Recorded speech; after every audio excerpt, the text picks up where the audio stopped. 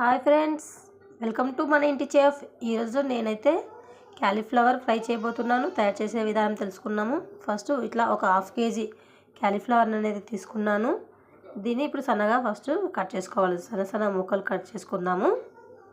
క్యాలీఫ్లవర్ని అయితే సన్నగా ముక్కలుగా కట్ చేసుకోవాలి. ఇలా కట్ చేసుకున్న క్యాలీఫ్లవర్ ముక్కల్ని కొన్ని వేడి వాటర్లో ఫస్ట్ శుభ్రంగా కడుక్కోవాలి. వేడి వాటర్లో ఇలా వేసి కాచి పెట్టుకున్న వేడి వాటర్లో కొన్నిగా వేసుకొని శుభ్రంగా కడుక్కోవాలి. ఇలా వేడి వాటర్లో కడుక్కోవడం వల్ల ఇందులో ఏమైనా సన్నటి పురుగులు ఉన్నా అన్నీ పోతాయి. అందుకు వీటిని ఫస్ట్ వేడి నీటిలో కడుక్కోవాలి. కాలీఫ్లవర్ని వేడి నీటిలో వేసుకొని శుభ్రంగా కడిగి పెట్టుకున్నాను.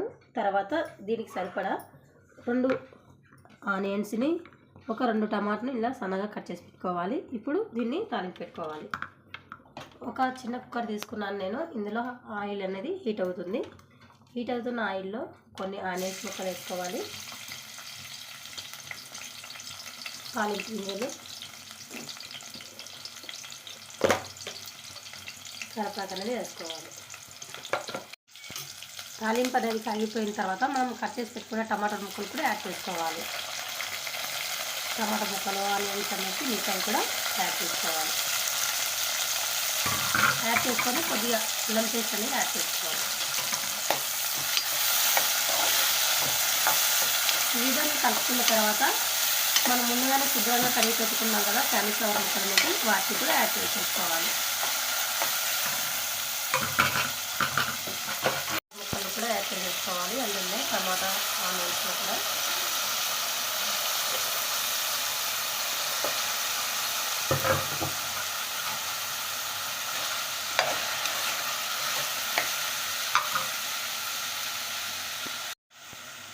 ఒక స్పూను సాల్ట్,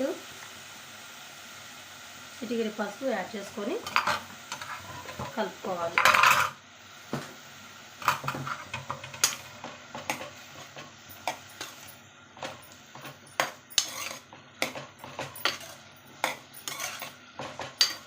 ఉప్పు, పసుపు అనేది ముక్కలకి అనేది బాగా పట్టే విధంగా ఇలా కలుపుకొని ఇప్పుడు మూత పెట్టేసుకోవాలి 2 మినిట్స్ వరకు.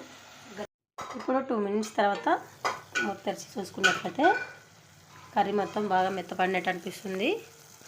క్యాలీఫ్లవర్ అన్నీ బాగా ఉడికాయి, టమాటా మొత్తం కలిసినట్టుంది. ఇప్పుడు ఇలా ఉడికిన కర్రీలో మనము ఇప్పుడు కారం అనేది యాడ్ చేసుకోవాలి.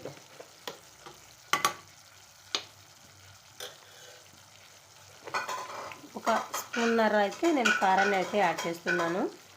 మా ఇంట్లో కొద్దిగా కారం అనేది ఎక్కువనే తింటారు కాబట్టి కారం అనేది యాడ్ చేస్తున్నాను. ఇందులోనే 1/2 స్పూన్ అనేది ధనియాల పొడి కూడా యాడ్ చేస్తున్నాను. ఈ రెండు ఇలా కలుపుకోవాలి బాగా.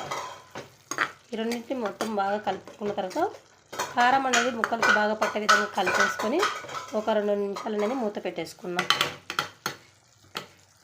ఇలా కలిపి మూత పెట్టుకోవడం వల్ల కారం అనేది పచ్చివాసన రాకుండా ఆయిల్లో మగ్గి ముక్కలకు బాగా పట్టుకొని కారం అనేది బాగా ఉడుకుతుంది. కర్రీ అనేది కారం అనేది లేకుండా కారం ఫ్లేవర్ అనేది బాగా ఉంటుంది. పచ్చి కారం వాసన రాకుండా ఆయిల్లో కొద్దిసేపు ఇలా కారం యాడ్ చేసుకున్నాక కలిపి పెట్టుకోవాలి.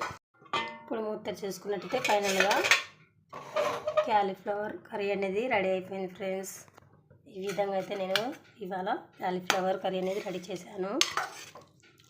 మసాలా మొత్తం ఇలా పట్టించాను. ఎక్కువ మసాలా అనేది కూడా నేనేమి యాడ్ చేయలేదు. జస్ట్ ధనియాల పొడి అంతా యాడ్ చేశాను. ఈ విధంగా చేసుకున్నట్టయితే చాలా టేస్టీగా ఉంటుంది కర్రీ.